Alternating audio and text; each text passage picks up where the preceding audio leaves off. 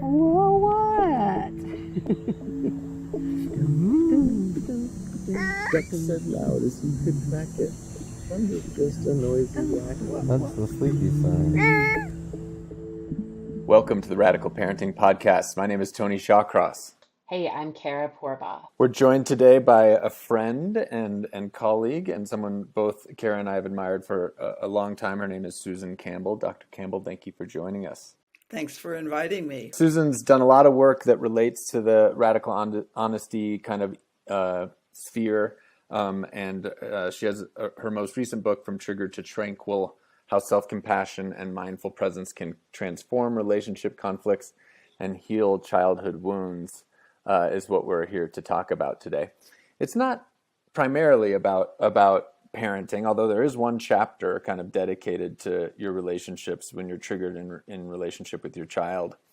But certainly very, very useful for parenting and for everyone. So thanks for sharing the book with us, Susan, and thanks for joining us to talk about it. Okay. Yeah, thank you for writing this book, Susan. I really found it lovely. And I did not know 6 years ago when my daughter was born that I thought parenthood was going to be really hard in like time consuming and emotional kinds of ways, or physical kinds of ways, as far as babies and everything. I did not know how infuriated I would feel and how triggered I would get with this sweet little person that I love more than anything in the world. And so for me, this is my journey in parenthood of like, what's going on in me and what's going on in my, childhood history that is getting triggered, when my kid is just being a kid and doing what she's supposed to do, which is being a child. And um, I love the way that you say so much about bringing presence and compassion and awareness to all that's going on when we get triggered. I want to just jump in to Yeah. all the parents and actually everyone in the world that deals with other people. We can't always control how people behave in relation to us, right? And that's one of the most painful things when you're a parent, because you are first of all, you're trying to impart something like self-esteem, or you want the kid to eat healthy food or whatever you're trying to do there. They've got a mind of their own, and so you're going to run up against not getting your own way. And, even parents want to get our own way, and so we can feel ineffectual and like a failure sometimes as parents when we don't. And the book is about how to deal with the emotional pain of things not going our way. And I don't mean to minimize the need to have things go our way, because some of those are real valid needs. And now with kids, one of the real feelings that come up, forget about validity or not, if it's a feeling, it's there to be dealt with, is frustration. And the whole point of the book is, especially for parents, is if you learn how to handle your own emotional pain in a more self-compassionate, self-responsible way, you will not be as affected by your kid's, we'll call it frustrating behavior. You won't project onto the kid, you're causing me pain, you better stop that. Not that you would think that consciously, but almost all of us go through the world kind of resenting or avoiding somebody who causes us emotional pain. And it's up to us as adults to learn how to manage our own emotional pain and to be compassionate and know how to heal it. So that's really what the book's about. Great. Yeah, and you mentioned we can't control how other people behave in relation to us, and we also, to some extent, can't control how we respond to that.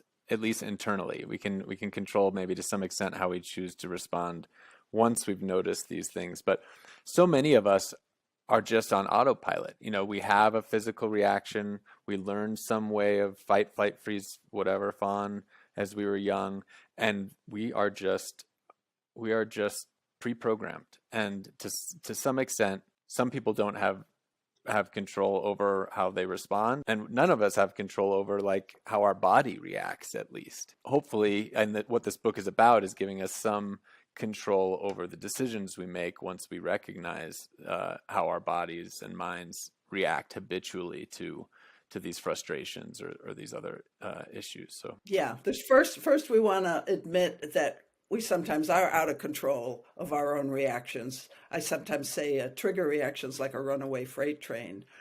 Plus, it's absolutely normal to have trigger reactions because we know from brain science that there's this part in every human's brain, no matter what culture you're from, you've got this part that's, we call it in brain science the survival alarm system, and it's like radar. It's always scanning for some kind of danger. Now, in primitive times, it was physical danger, like a predator. Well, we don't have that kind of physical danger now, but we have a feeling of disconnection from somebody that's very important to us. And so that's the thing now that often triggers us. Like, they're not listening to me. If I'm a parent, it might be something like that. Or I just don't understand why they're doing that. So that feeling of disconnect can create this trigger reaction. But like you alluded to, Tony, once we know and accept this and are a little bit more like, okay, this is part of the human condition, but it's not like a life sentence that I have to just get triggered at the drop of a hat from not getting my own way, that type of thing. We can learn the early warning signs of what's my trigger reaction. Is it more of a fight, flight, freeze, fawn, fold? There's different things to look out for, to notice when you're starting to get triggered. And you can learn to do this when you're not triggered, so that once you are triggered, you have a little more conscious control and you can actually say, whoa, I'm starting to get triggered. I need to pause.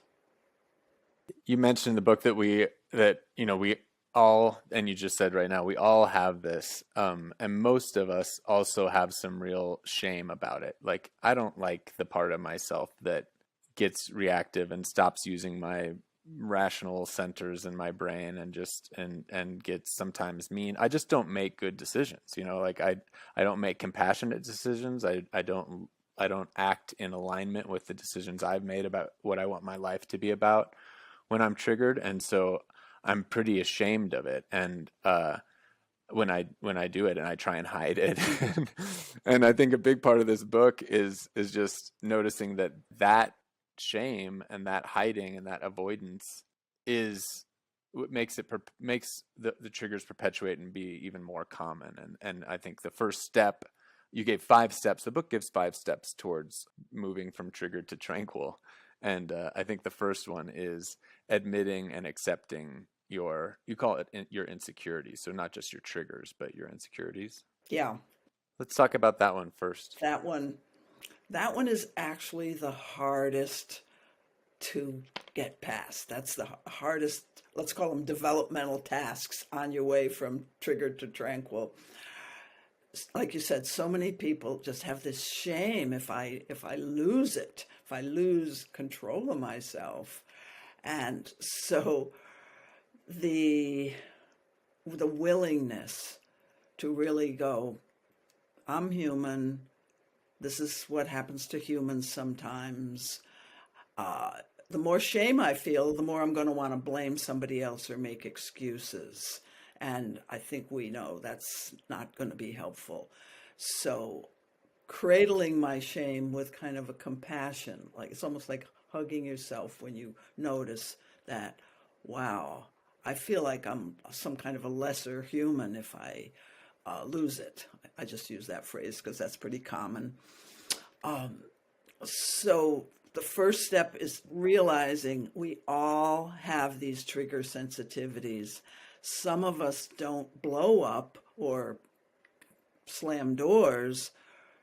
And so if we're the kind that do, have big reactions when we're triggered, we can feel even more shame than the people who have the kind of hidden reactions like shutting down or deer in the headlights or just getting real logical and trying to talk somebody out of how they're feeling.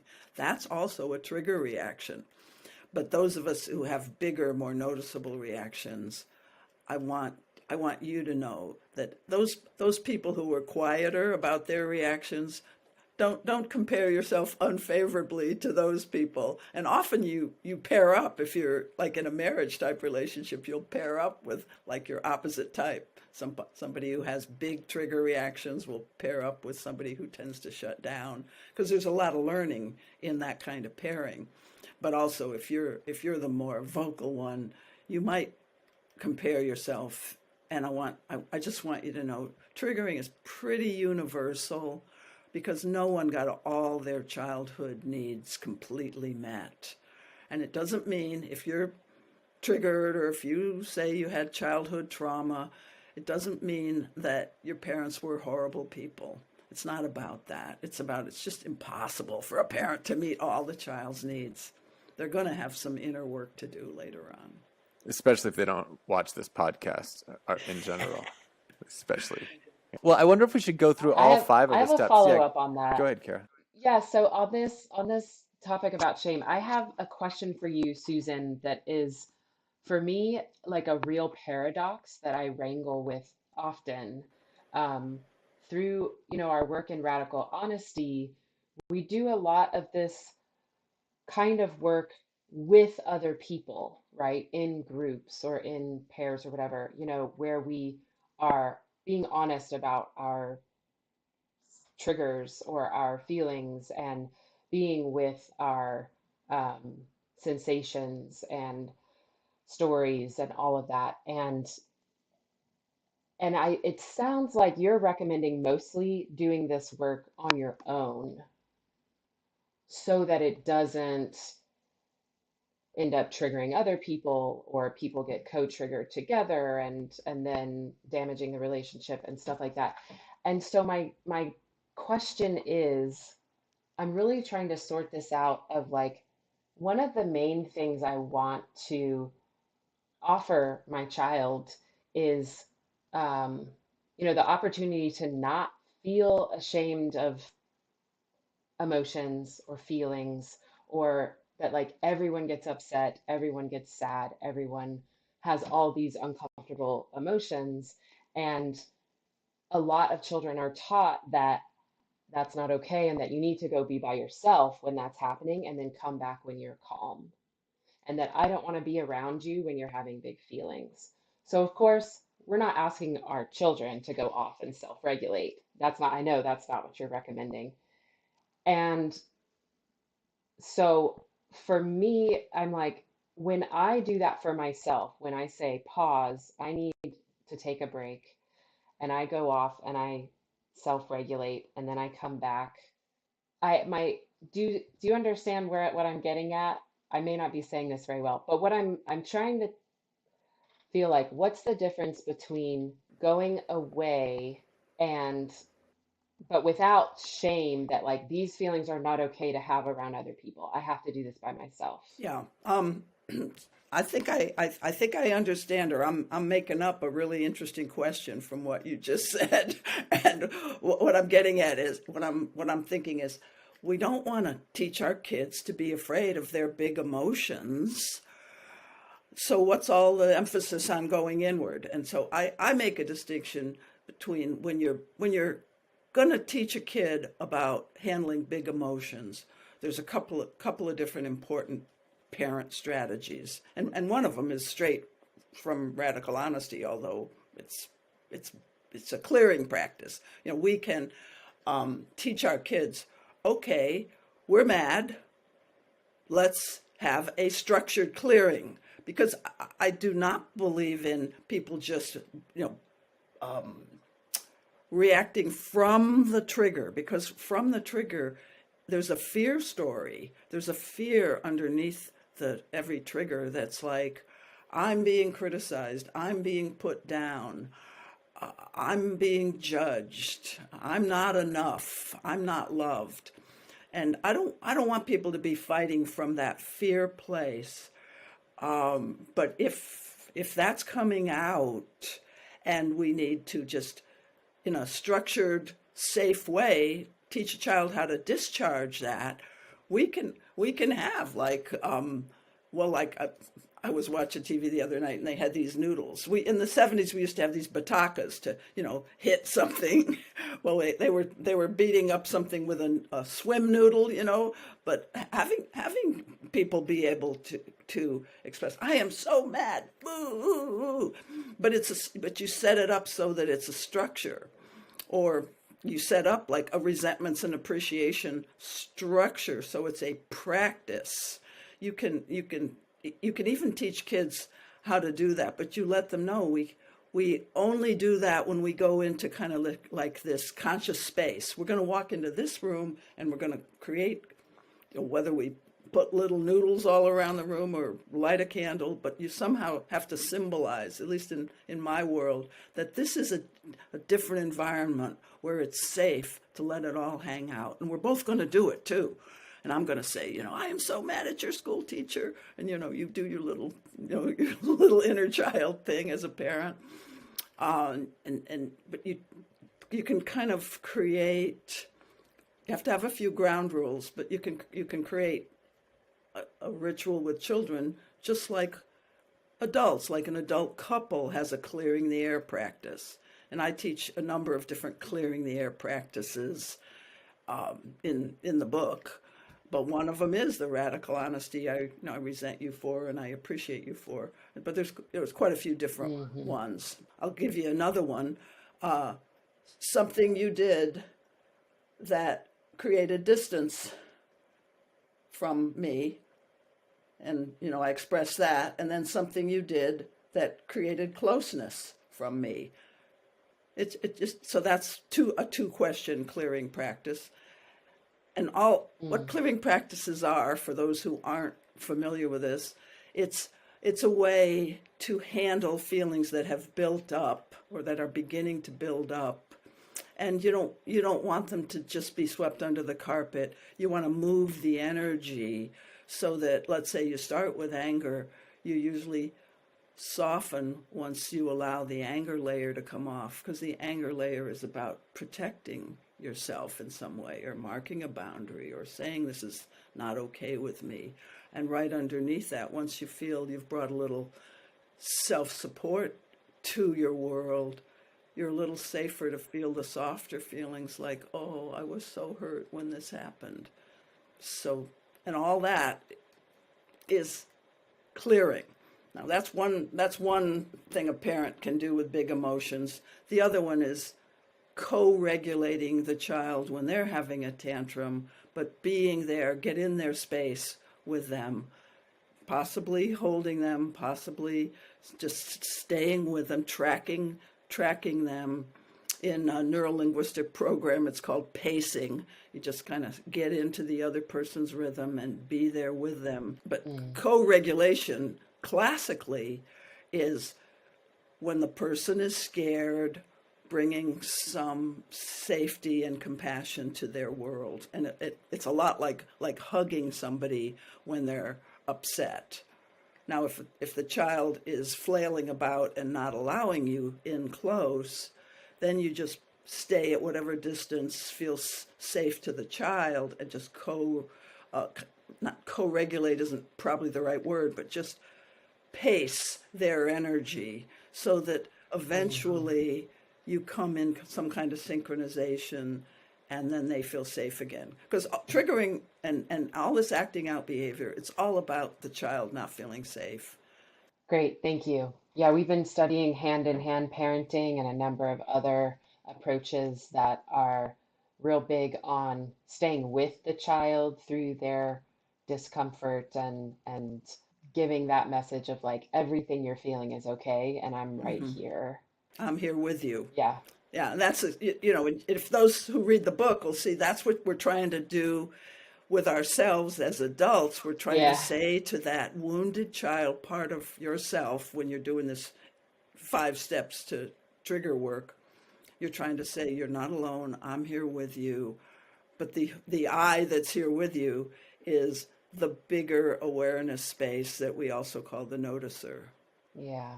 I feel like I'm getting better at doing it with myself because I practice on my daughter all the time. I think it's supposed to happen in reverse, but either way, Either I love way. that. Yeah, and it's worth noting that both Kara and I at times have said that some of our this work we do and this energy we're investing into being the best parent we can be is not just for our kid. It's ways we want to grow anyway. And I feel like what's going on in this book is kind of the same. This is using a relationship and an interaction as as almost like a crutch to the way to honor and take care of the relationship is to honor and take care of these issues and wounds that you have. So it's almost like, yeah, doing all the self work if you're not willing to just do it for yourself for this relationship you're in. It's parenting as a path. Yeah. I've written some things on intimate relationship as a path, and then dating as a path. And now, it's just this one little chapter in this book about parenting as a path. Yeah. It's like the hero's journey, all the different challenges of being human. You just confront them one after another, but with the awareness that this is part of the journey, and learning is what it's about, learning and developing. Yeah. Well, let's hit on, I have this agenda for us to have some structure to this conversation. So let's hit on the 5 kind of topics, and then we can at the end kind of also touch on how you talk about applying it in different situations. But so we've been talking about the first one, which is admitting and accepting your insecurities. The second one, which has some exercises for the reader to do as well, is learning your unique trigger signature.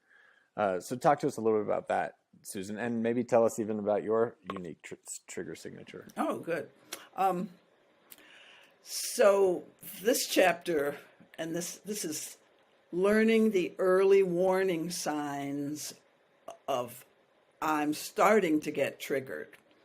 So we could do an exercise with people right here, very briefly. I'll do it kind of quick, and I'll see if I can answer the question myself here as I go through. So you think of a time when you were triggered, then bring yourself into it. So I'm going to think of it, I'm going to remember, because I was talking to somebody about this the other day, before I was getting married. We're living on a sailboat, and we're going to the church where we're going to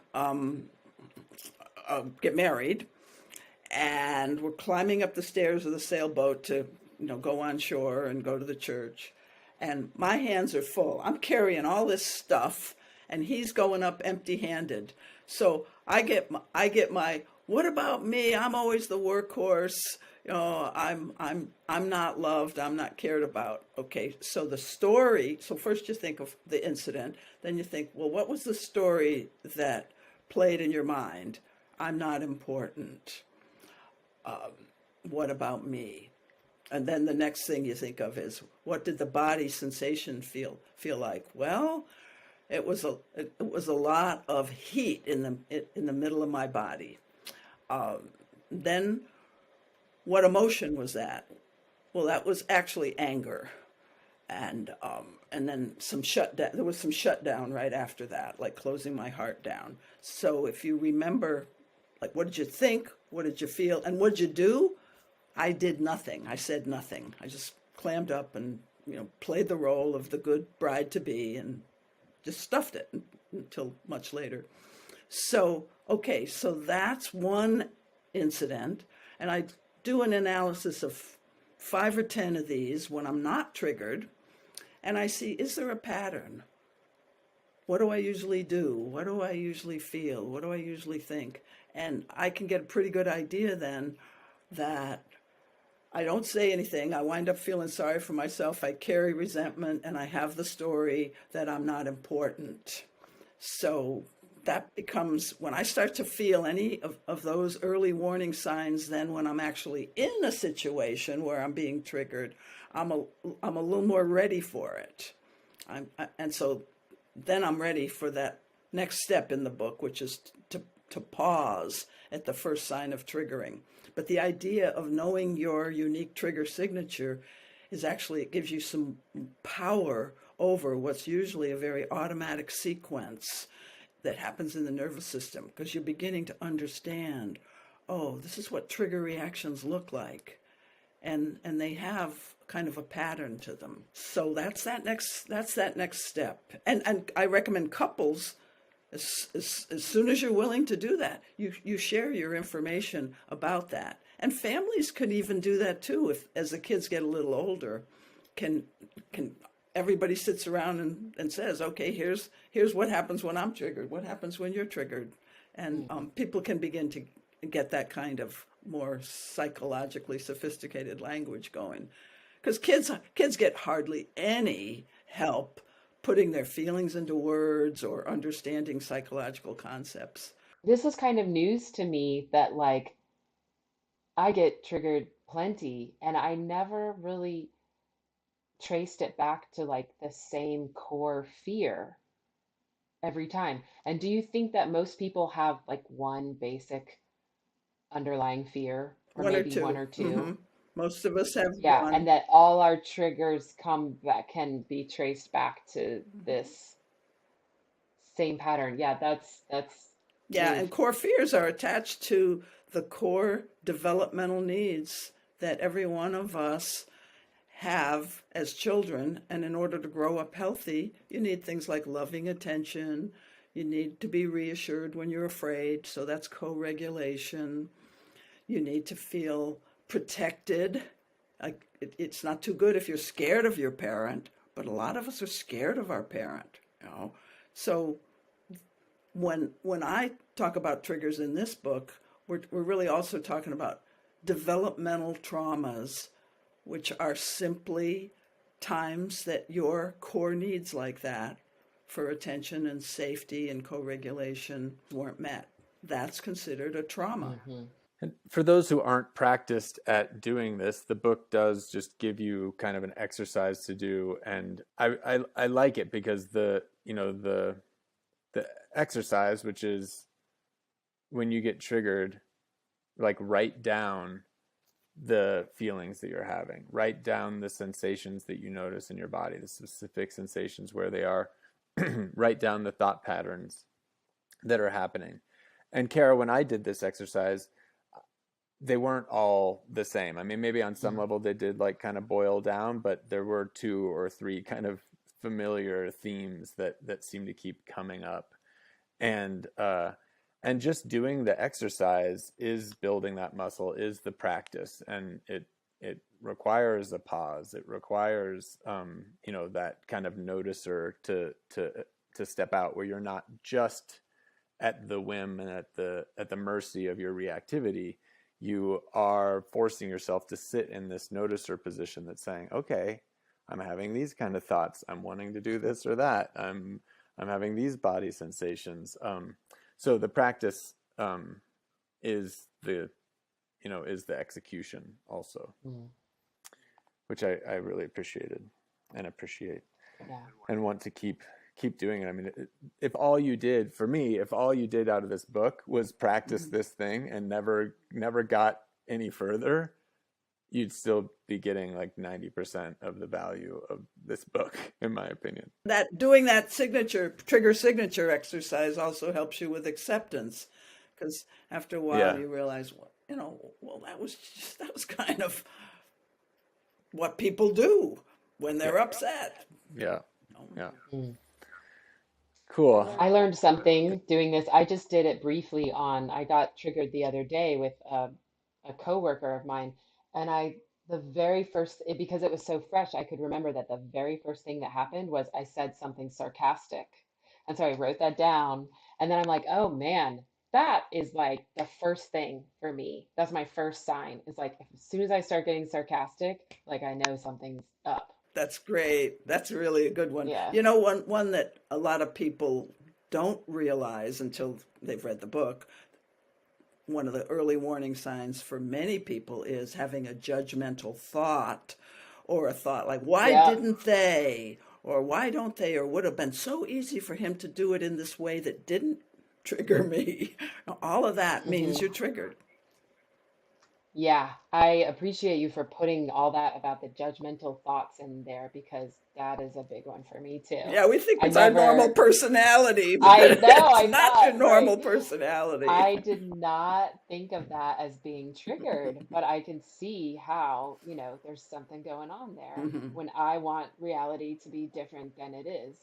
Yeah. Yeah, and it's worth noting too that when people are new to radical honesty, they often think that all radical honesty is admitting those judgments, is saying them out loud. And Mhm. yeah, I mean, it's really just for us just the first step. And like that, yeah, I lead so many meetups and have meet so many people just new to radical honesty where they just think like that's the point. I want to be able to just tell everybody all these judgments that come in my head. They give so much weight to them. Our work is more about Mhm. recognizing, yeah, that's part of my machinery, but they aren't significant. We let them out to let them go because it's holding them back that gives them significance. Well, I want to put it in a different context. I think radical honesty gets misunderstood because, as I see it, and I want your opinion because you're more in the community now than I am, but I think radical honesty is seen as a practice, and it's a practice among people who understand the concepts and understand that sharing judgments is different than identifying with your judgments, that sort of thing. I'm revealing something. So for me, people misunderstand radical honesty so often because they think it's a way of life rather than a practice as a way of life with willing and educated practice partners. At least that's the way I sell it to people. I don't know. I think some practices work better than radical honesty when you're working with people that have no exposure to it. Like nonviolent communication isn't gonna make many situations worse, even if people have never heard of nonviolent communication. But radical honesty, yeah, I might be the minority opinion, but I agree that it works best when you're working with people that have some foundational understanding and buy-in with it. I agree with that too. Like my sister's not speaking to me right now because I thought we had this really great connecting conversation and I felt so close to her afterwards. And then afterwards she was like, that was way too uncomfortable and awful and I never want to do that again and she like is not talking to me. So and I think that there's some assumptions that we have that if other people like we have the assumption in the radical honesty community that if I'm mad at you and I say so, it doesn't mean you did anything wrong. I'm revealing my inner world by saying I'm really mad. I'm really upset about this. And other people, we just don't have that assumption in our culture. The assumption is if you are mad at me, then that means I'm bad or wrong, or that you're not going to talk to me again, or we're going to lose our relationship or our connection. And so I think we do have to have somewhat like ground rules or something about, um, like it doesn't work very well if we're working from different assumptions. And if people would read a little bit more in the literature on trauma and triggering, and I've actually written 2 books now on that and mentioned it in many of my books, we realize how many people are walking around just waiting to be triggered when somebody's even a little bit upset with me. I'm on high alert for that, and I'm going to be triggered, and I'm going to go into the reptile part of my brain and not be able to process anything that you're telling me. I'm all of a sudden in fight or flight. So it's good to remember how many wounded there are among us, Mm-hmm. invisible wounds. Okay, so the first step was admitting and accepting our insecurities. The second is learning your unique trigger signature. Susan referenced the third, which is just pausing to regulate yourself. It could be very simple, but she also gives some examples of ways to pause and regulate your nervous system. Do you want to go any deeper into that, or should we jump into the fourth and fifth step? Probably just go to I'll say one thing about the pause, because the pause includes some breathing practices. You can pick your own, or a grounding practice, such as feeling your feet on the floor, feeling your butt on the chair.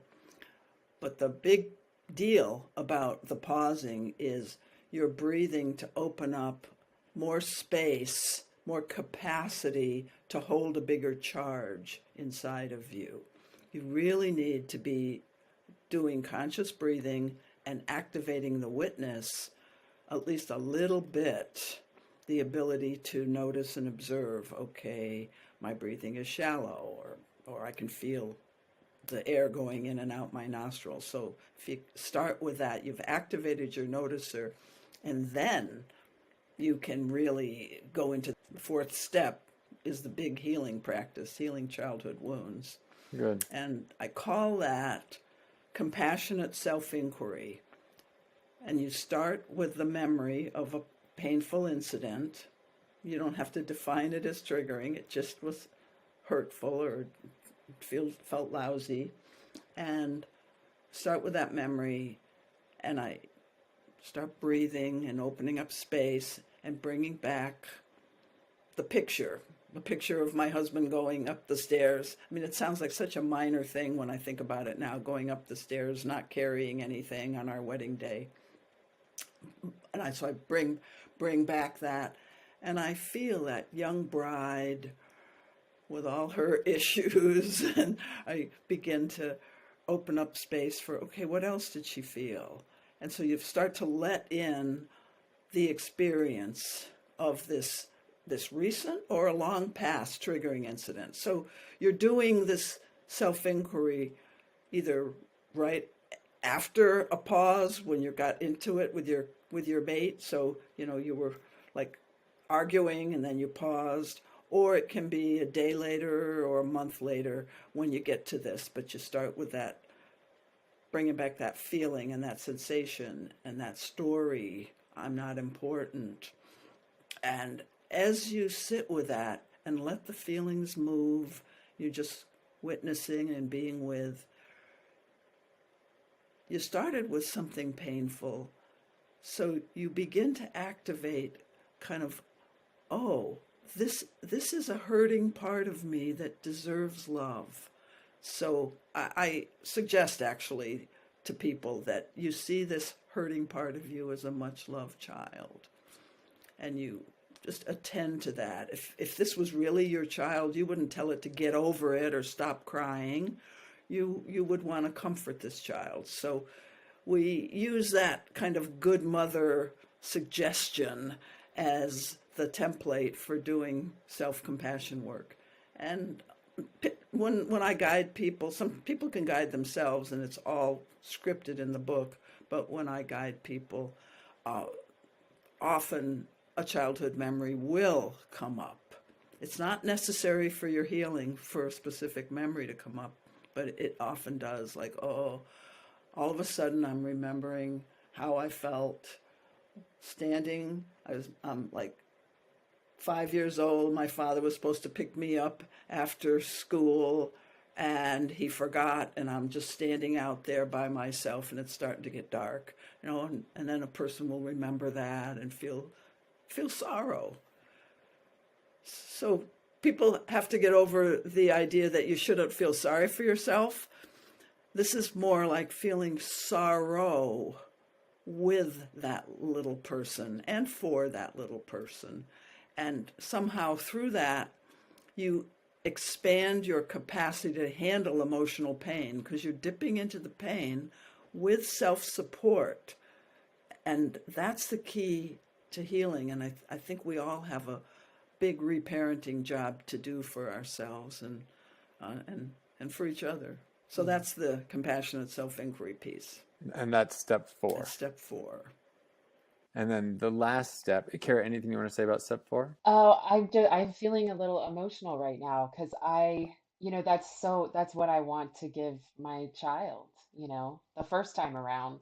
And I know that I won't do it perfectly. And I guess, just how you described that just now, Susan, about dipping your toe into the pain with support, Mm-hmm. you know. And so that's what we want to do for our kids. so they don't have to reparent themselves later. And we're offering them that support right now. And I guess that's just why I feel so like devoted to this whole parenting thing is because it's like, could we just, as Brad Blanton likes to say, can we bring up our children without hurting them quite so much in the first place? Yeah. You know? Yeah. So if a parent is uncomfortable with their own emotional pain, they'll have a harder time tolerating very much pain from the kid. I try to remind people that a lot of us are ashamed of our emotional pain because we grew up in environments where maybe the parent could hold us and comfort us for like a little while when we were scared or inconsolable or upset. But the parent has often a very narrow bandwidth for the pain, and so they eventually get anxious or uncomfortable, and they want the child to get over it and hurry up, and now are you fine? Or or even a less healthy parent will just stick a pacifier in the kid's mouth, or tell the kid, oh, don't pay attention to what those kids at school said to you, instead of holding space, because that's what children need to feel comfortable with their emotions, is somebody who can really be there as long as you need it as a child. Yeah. And but we can grow, like Kara, you said, we can grow that muscle through being a parent as well. But the safest way, maybe, is to grow that muscle while working on yourself, and then you're really prepared to bring that to your child. Mm. Great. Well, so the final step was repairing and clearing the air. Susan, what do you want to say about that step? Now, in an intimate relationship, there would be an agreement that we would pause, we would do some self-inquiry, and then we would come back and talk about it, like making up after a fight. In an intimate relationship, you would have it all by agreement. So you'd know that we're not just going to pause and sweep it under the carpet and never talk about it again. With other relationships, it may not be quite so easy to get that kind of an agreement. And I'll talk about it with parents and children in a minute, because with friends or coworkers or parents and children, you don't do as, let's say, as extensive a repair. But here's what repair looks like. It's a script. You've already looked at what your behaviors were when you were triggered, what came up in terms of childhood fears and old wounds. So you've sort of already done that inner work before you fill out your repair script. And so it says, when I did da da da, when I had that blaming thought. Sometimes it's an inner thing that you're just confessing, like, I had a blaming thought. Or when I walked out on you and said this, this is too much. So you fill that in. I was triggered. It was probably, so let's say I walked out and said this is too much. That's the example. That was probably my old fear of being blamed coming up, or my old fear of being bad or wrong coming up. And I do some work in the trigger signature chapter on helping people name what the core fear is and the core need that they thought was being violated. So you have plenty of information for filling out your repair statement. And then you might say, I'm sorry I reacted that way. I can see how that would have upset you. And by the way, both people are going to take a turn reading their repair statements to each other. And then there's an optional phrase, and couples can use this to develop deeper intimacy with each other. It's, when I saw you with that look in your face, it brought back memories of when my parents used to fight and I was terrified.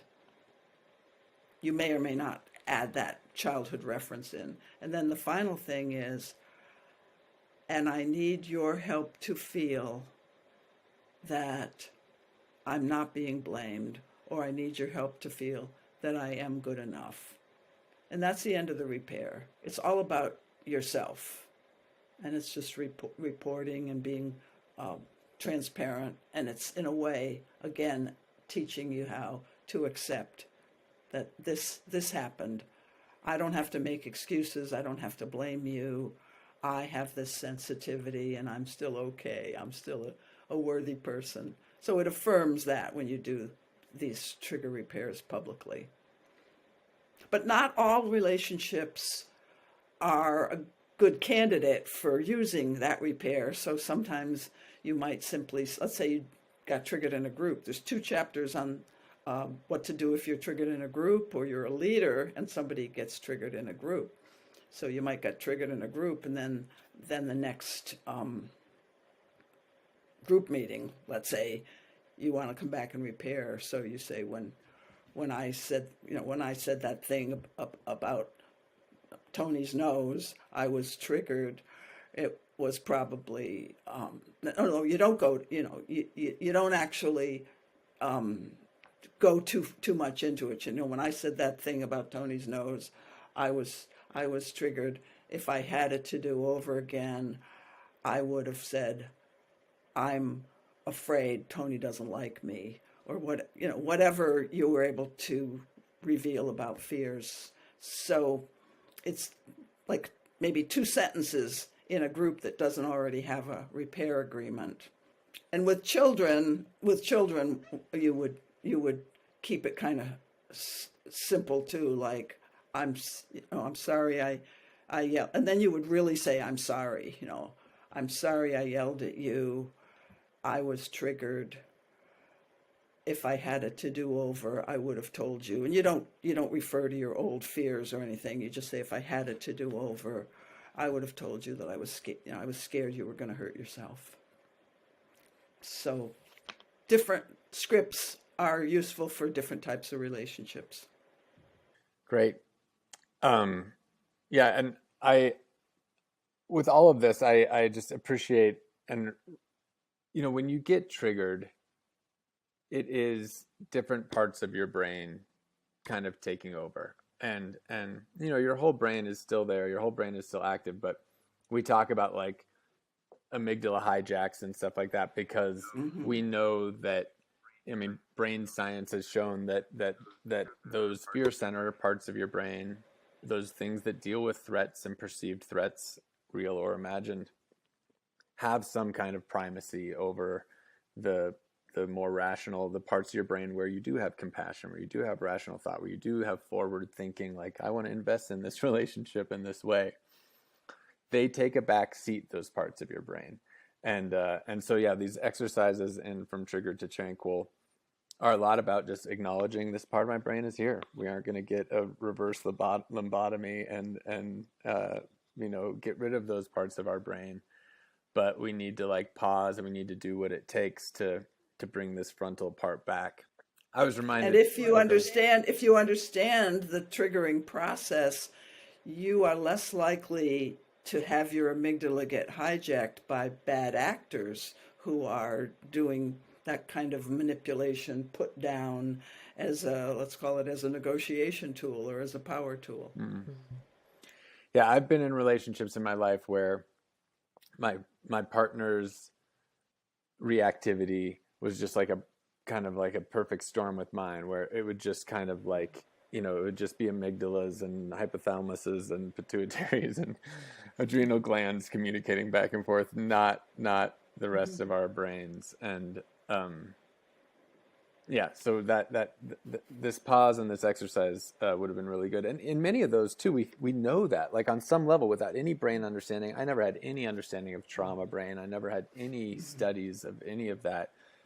My brain just knew, like, we need to just pause and lay down together for a little bit or something.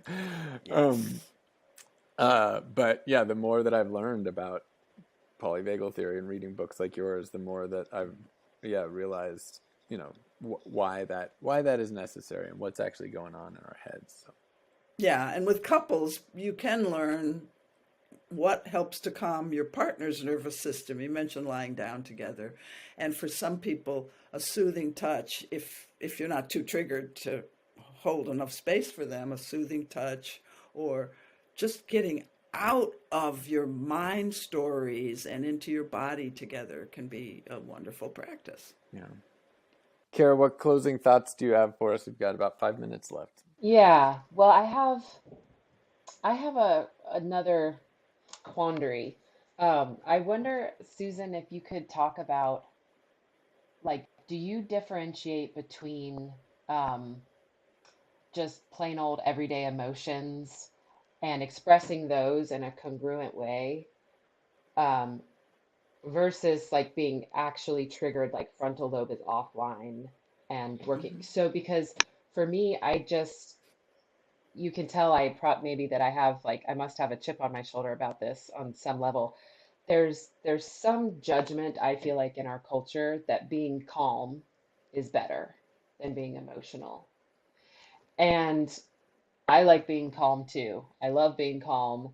And there's so much else going on.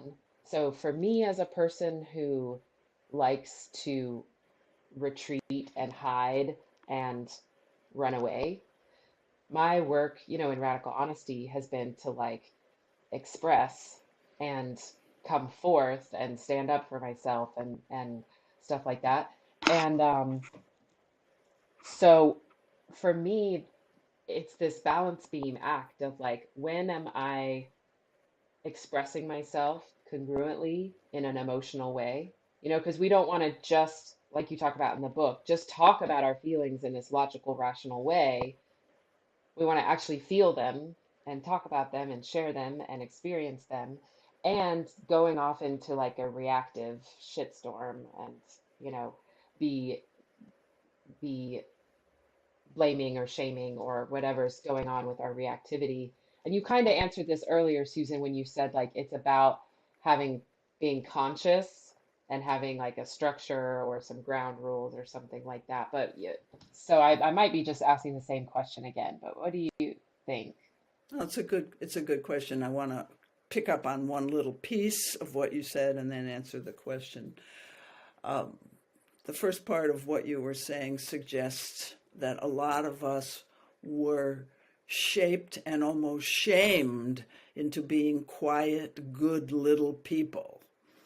And so a lot of us who have begun to do some work on ourselves have a little bit of a rebellious part of us that's finally coming out and saying, "No, you're not going to squash my feelings."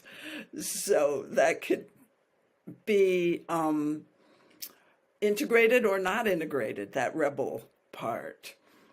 What helps us find integration and an integrated response to anything is activating that witness. And so when I say calm and breathe, I mean open up a bigger space of awareness so that you can actually see, how's the other person responding to me? Are they there for it, or are they glazing over? If I'm expressing, real heartfelt anger or hurt about something somebody did, but I'm not in touch with my audience, then that's not going to be too effective. That's not going to serve me. So calm in this world, in the tranquil that I'm talking about in From Triggered to Tranquil, has a bigger awareness that has you being really present and really already feeling empowered. So it's not like I'm yelling and screaming from this little infantile place, you got to hear me. You're expressing with the awareness that it might not be well received, and you're going to take that into, and you're going to be able to stay engaged. And that's the difference between an integrated expression of emotion and just flailing about But look, let's forgive ourselves, because sometimes you have, as Radical Honesty says, sometimes you have to make a mess and then clean it up. And I really remember we're going to make messes. That's why I have this whole chapter on repair, because sometimes just to get to the bottom of something, you got to flail about for a while and have that be like an okay part of your world too. Yeah, Kara and Susan and I, as a closing thought, I'll mention this. We were at a retreat together once where we tried to kind of come up with some of the stone tablets or something of radical honesty, and through continued evolution and then my own kind of tweaking of it, when I have a meetup around radical honesty, I say that radical honesty is about three things. The first thing for me is about relieving the stress that comes from withholding and penting up these emotions and pretending we don't have them, hiding.